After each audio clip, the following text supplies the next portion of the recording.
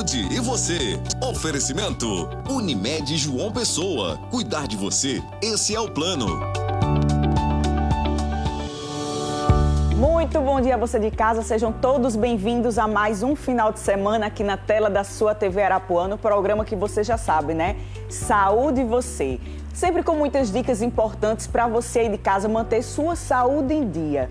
E no programa de hoje a gente vai falar sobre diabetes. Você vai saber como lidar com esse problema. Se você não sabe o que é, vai ficar sabendo aqui no Saúde Você, tá certo? E aqui no estúdio a gente vai conversar com um especialista para tirar todas as dúvidas sobre os principais sintomas, quais os tratamentos para esse tipo de doença, tá certo? Que se não brincar, se você não tiver cuidado, pode levar até a morte, tá certo? Então, fica com a gente, o programa Saúde Você está no ar.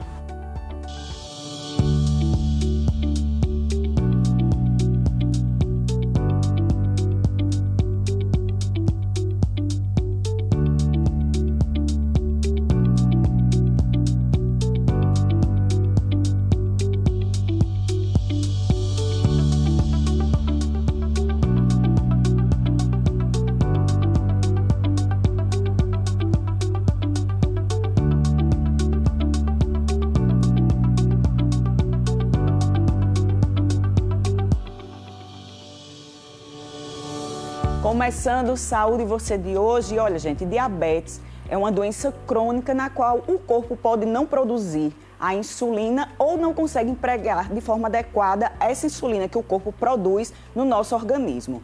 E agora a gente vai conhecer a história da dona Angelita, que tem 83 anos e convive com a doença. Acompanhe.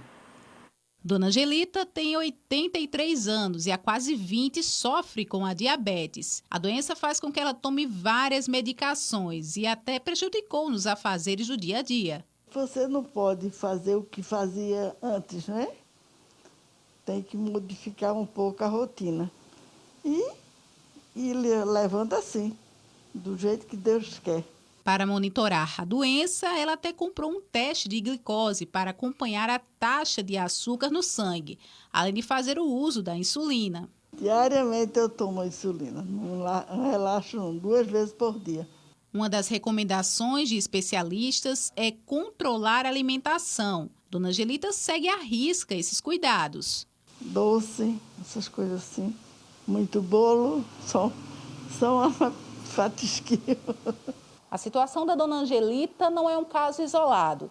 Dados apontam que na Paraíba, 5,3% da população acima de 18 anos, ou seja, mais de 182 mil pessoas, possui a diabetes. Se não houver o controle da diabetes, quem é acometido com a doença pode ter complicações mais sérias. Dona Angelita afirma que acabou perdendo parte da visão. O olho já não está mais enxergando como antes, né? Mas aí, ainda bem que eu tenho um que está sustentando. E para conversar mais sobre o tema de hoje, diabetes, recebo aqui no estúdio o doutor Felipe Menezes, ele que é endocrinologista, estuda literalmente esse mundo, né, doutor Felipe? Seja bem-vindo ao Saúde Você de hoje. Muito obrigado, doutora Tati, retornando aí depois desse período de tempo. Fazia tempo, né, que a gente não se via. Exato. Então, assim, eu quero agradecer novamente o convite para falar sobre um tema tão importante que é o diabetes. Estima-se que no mundo cerca de 600 milhões de pessoas têm diabetes. Desses 600 milhões de pessoas, 90% têm diabetes tipo 2 e 10% têm diabetes tipo 1. E cada vez a tendência mais é reduzir essa porcentagem do diabetes tipo 1. Aí você pensa, por que o diabetes tipo 2 está aumentando tanto? Porque o principal fator de risco é a obesidade. E hoje a gente está vendo uma epidemia de obesidade. E aí, realmente, a questão de obesidade, como eu sempre trago aqui no Saúde Você, é uma doença realmente. E aí, quando a gente fala diabetes tipo 1, diabetes tipo 2, quem está em casa pode estar se perguntando qual é a diferença, o que é diabetes tipo 1 e tipo 2? Boa pergunta. O diabetes tipo 1 é uma doença que tem característica de ser autoimune. Geralmente, em alguma época da vida, o paciente pega uma infecção viral, por exemplo, algum enterovírus, um vírus de uma rubéola, e nisso esse paciente ele não se sabe qual motivo desperta um mecanismo de processo de produção de anticorpos, tanto para o vírus como para as células beta-pancreáticas, que a gente chama mimetismo. Eles têm uma semelhança de estrutura molecular. E nisso, esses anticorpos, ao destruir essas células betas, que são as responsáveis pela produção da nossa insulina, literalmente vai provocando a ausência total de produção de insulina. Isso leva à glicemia crônica, ao aumento da glicemia crônica e todas as complicações de diabetes, no caso tipo 1. O tipo 2, como eu falei, tem origem genética e o principal fator de risco para adquirir diabetes tipo 2 é a obesidade. Principalmente nesse tempo de pandemia, agora que as pessoas estão dentro de casa, tem aumentado muito o número de casos de diabetes tipo 2. E aí a importância, como a gente sempre fala, mas não custa salientar novamente, a questão da própria alimentação, né? Com certeza. O mundo que a gente está vivendo, a questão dos enlatados.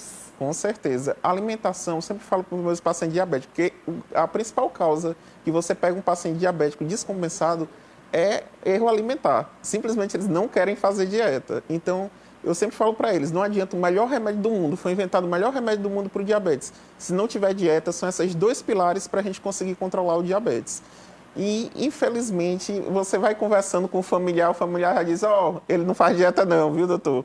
Então, a gente percebe logo que o paciente, porque é difícil conviver com pessoas que têm uma dieta assim, com carboidrato, e ele fazer essa restrição de carboidrato. E lembrando também que não é só a questão do açúcar, tem frutas também que tem a frutose, que eu sempre falo, que muita gente acha assim, eu sou super saudável porque eu estou tomando um copo de suco de laranja. Até falei dos restaurantes uma vez, que para você fazer um copo de suco de laranja, são cerca de 4 laranjas. Exato. E tem a frutose, que é açúcar puro. Você tomou 2 copos de suco de laranja, geralmente as pessoas pedem uma jarra, você ingeriu 378 quilocalorias cada copo. 2 copos de suco de laranja é uma refeição a mais. Você comeu sua refeição mais outra refeição. Literalmente. E aí a gente escuta falar sobre o termo diabetes e a gente também escuta falar sobre o termo pré-diabetes. Exato. Né? Tô pré-diabética, por exemplo. O que seria isso? O pré-diabético é quando o paciente ele já tem características intermediárias que a gente ainda não fechou o diagnóstico de diabetes, porém ele tem um aumento da insulina, da resistência insulínica, ele tem uma tendência a virar diabético. Então, nesses pacientes, a gente já faz uma intervenção precoce com a dieta, com medicação, para conseguir controlar os níveis glicêmicos dele. Por quê? Se ele não fizer dieta, não fizer atividade física, não utilizar a medicação, a tendência é, com o ganho de peso, ele venha a ter diabetes no futuro. O doutor Felipe, a gente, como o senhor estava falando, a questão da obesidade. Tem muitas pessoas, e o senhor que trabalha com isso diretamente, as medicações, por exemplo, medicações para emagrecer, isso e aquilo. E, por exemplo, tem pessoas que fazem uso da automedicação. E essa automedicação pode, de forma errada, pode desenvolver, por exemplo, diabetes? Não. Geralmente, para a obesidade, a gente utiliza medicações e a gente, assim, sempre não contraindica a pessoa utilizar medicação por conta própria. Por quê? Toda a medicação, a maioria das medicações, até uma dipirona, se você tomar, pode ter efeitos colaterais. Então, cada medicação para a obesidade tem características que a gente tem que selecionar o paciente. Tem que saber se o paciente é hipertenso, porque tem medicações que a gente evita em paciente hipertenso para obesidade. Tem que saber se o paciente tem algum distúrbio neurológico, alguma cardiopatia. Então, a gente vai selecionando de acordo com o paciente. Mas, geralmente, essas medicações que a gente utiliza para a obesidade, elas não influenciam muito em elevar os níveis glicêmicos. É tanto que a gente tem uma medicação que melhora muito, que é muito famosa no mercado, que é a semaglutida. Eu não vou falar o nome comercial, mas essa medicação está tendo um estudo novo, que foi liberado faz pouco tempo, que a gente está esperando para o próximo ano, uma dose de 2,4. E vai ser, os pacientes que utilizaram ela tiveram uma perca de peso de 15% em relação e que fizeram dieta associado em relação ao grupo placebo. Então, é uma droga que está prometendo ser a melhor droga para o tratamento da obesidade. E nós estamos aguardando chegar a semaglutida com essa dose para começar a ser mais uma arma no nosso arsenal. Ela já é, porém com a dose inferior que a gente utiliza. Agora vamos ver próximo ano, com a chegada dessa nova droga, como é que os pacientes vão se comportar em relação à perca de peso. Entendi. E sobre a questão da diabetes infantil, Qual é a diferença, doutor Felipe? Por exemplo, é mais complicado se tratar em relação ao adulto? Com certeza. A diabetes, a gente chama diabetes com característica da infância e adolescência, a maior característica é tipo 1 nos pacientes. Porém, o que a gente tem visto? Com a crescente obesidade da população, as crianças também estão ficando obesas. As mães, antigamente, quando não tinha a questão da pandemia, ia para o colégio, comia coxinha, biscoito recheado, e as crianças estão ganhando mais peso. E esse ganho de peso estava provocando também a diabetes tipo 2 nas crianças. Então, eles estavam tanto com diabetes tipo 1, né, que já era esperado nessa faixa, e agora o tipo 2, que está até sobrepondo o diabetes tipo 1 nessa faixa etária. E o que a gente orienta é, quem faz a dieta geralmente na casa da família é a mãe. A família, geralmente, quando não tem mãe, é o pai também, ou às vezes o inverso, mas geralmente a matriarca que faz essa questão da alimentação. Então, eu sempre tento conscientizar as mães em relação à dieta dos seus filhos, porque eu sempre falo, as pessoas só comem, geralmente, o que você coloca na mesa. E fora a questão da escola, é a questão de você evitar de dar dinheiro para não comprar coisas erradas, né, criança? Exatamente.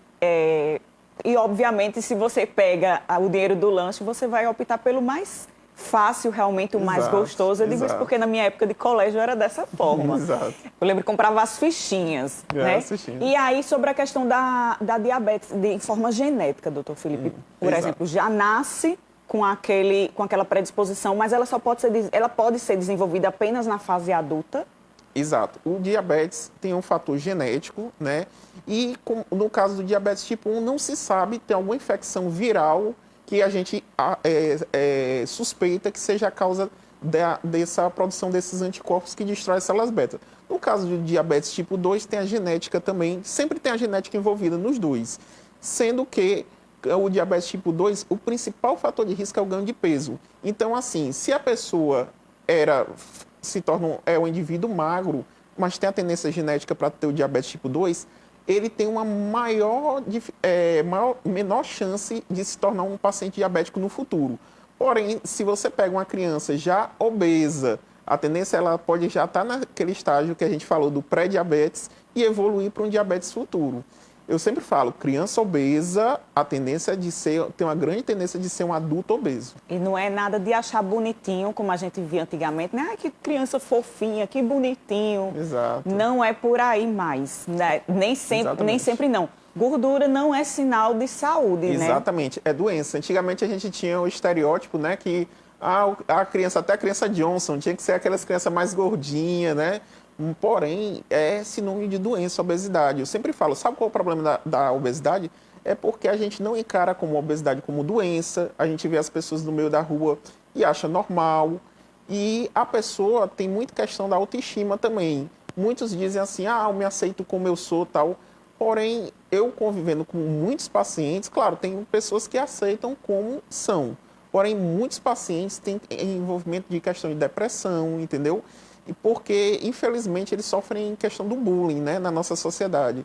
Então, eu tento conversar com os pacientes a importância e lembrar para eles que obesidade é uma doença crônica, é tratado para o resto da vida. A maioria dos pacientes que voltam a engordar porque vão no endócrino é porque emagrecem, param um acompanhamento e simplesmente nunca mais voltam. Então, esse é o problema. Aí, depois que ganham 20 quilos, ela diz, o culpado é do remédio que utilizou. Porém, não. É porque você voltou os hábitos alimentares que você tinha antes. E não deixou nenhuma medicação para fazer esse controle da ansiedade, porque a obesidade está muito associada à ansiedade também. Então, eu falo para todos os meus pacientes, obesidade é doença e é uma doença crônica. Tem que ter o acompanhamento com endócrino, com nutricionista, que é uma equipe multidisciplinar para o resto da vida. E essa época que a gente está vivendo ainda de pandemia é algo que se torna ainda mais delicado, né? Porque entra como comorbidade. Com certeza. Mas aí explica para quem está em casa o porquê desse tipo de doença entrar como comorbidade. Ótima pergunta. Essa pergunta é muito interessante, que eu tive outra situação que eu também falei sobre essa pergunta que você me fez. O diabetes é uma doença que é inflamatória. A obesidade é uma doença inflamatória. Então, o indivíduo, você não está vendo ali, mas aquele indivíduo obeso é um indivíduo altamente inflamado, por natureza, tanto pela obesidade como pelo diabetes. Então, simplesmente surgiu esse vírus agora, o coronavírus, o que é que ele ocasiona? ele, na hora que penetra nas vias aéreas, ele começa a ter um período inflamatório, uma fase inflamatória. E essa fase inflamatória é diferente a inflamação no pulmão do indivíduo que é diabético e é obeso, que está bastante inflamado, do indivíduo que não tem esses fatores de risco. Não que eu queira dizer que vocês vão dizer, eu tive vários pacientes que eram magros e foram entubados. Mas você pega estatisticamente. Se você vê quem está na UTI por Covid, a maioria são indivíduos obesos e com fator de risco. Então, porque já são um indivíduo inflamado e o coronavírus provoca essa inflamação e compromete o pulmão todo. Eu já vi pacientes com 85% a 90% de pulmão comprometido. Infelizmente, nós como médicos, claro, a gente sempre tem que dizer à família, a gente tem que ter fé, que nós também somos seres humanos, a gente se sensibiliza com a família dos pacientes, mas, infelizmente, é difícil tirar um paciente com 90%, 85% do pulmão comprometido de um ventilador mecânico.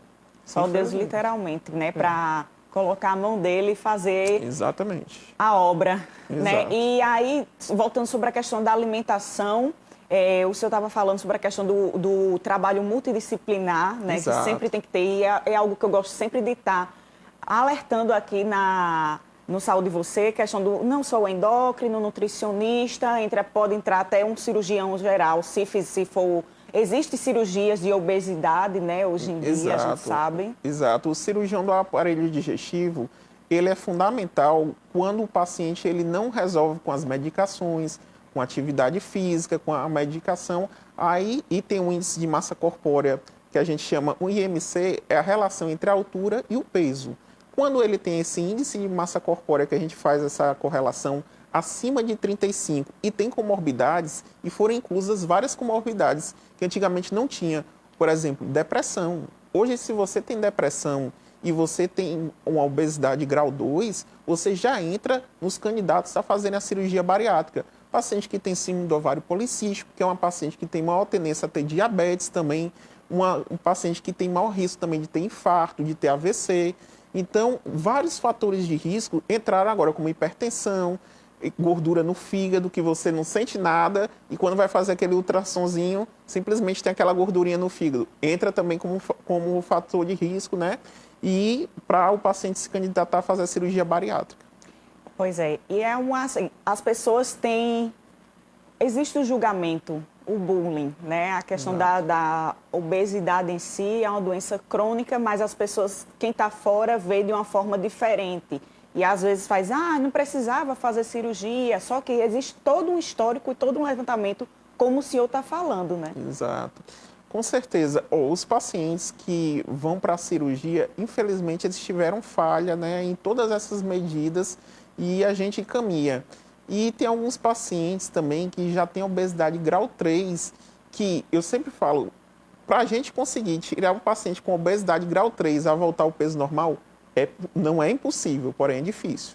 A estimativa é que a cada 100 pacientes que têm obesidade grau 3, que é o índice de massa corpórea acima de 40, só 5 voltam a ter o peso normal. Maravilha, doutor Felipe, a gente vai para o intervalo rapidinho. Diabetes é o nosso tema daqui de hoje do Saúde e Você. A gente vai para o intervalo muito rápido, daqui a pouco a gente está de volta.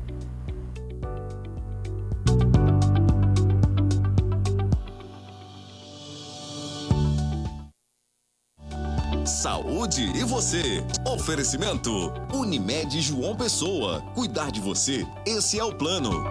Crescer para cuidar de mais perto. É assim que a Unimed João Pessoa fica ainda maior e traz para você o Espaço Vida. Toda a atenção de uma equipe especializada em reabilitação com fisioterapia e terapias exclusivas, num espaço de bem-estar. Com mais de 3.500 metros quadrados de atendimento humanizado na Epitácio Pessoa. Consulte o seu médico e viva este espaço. Unimed João Pessoa. Responsável técnico, Dr. Petrúcio Sarmento. CRMPB 7105. Diariamente, essa gente que você conhece ajuda a fazer o seu mundo melhor. Levando informação e diversão para a sua casa.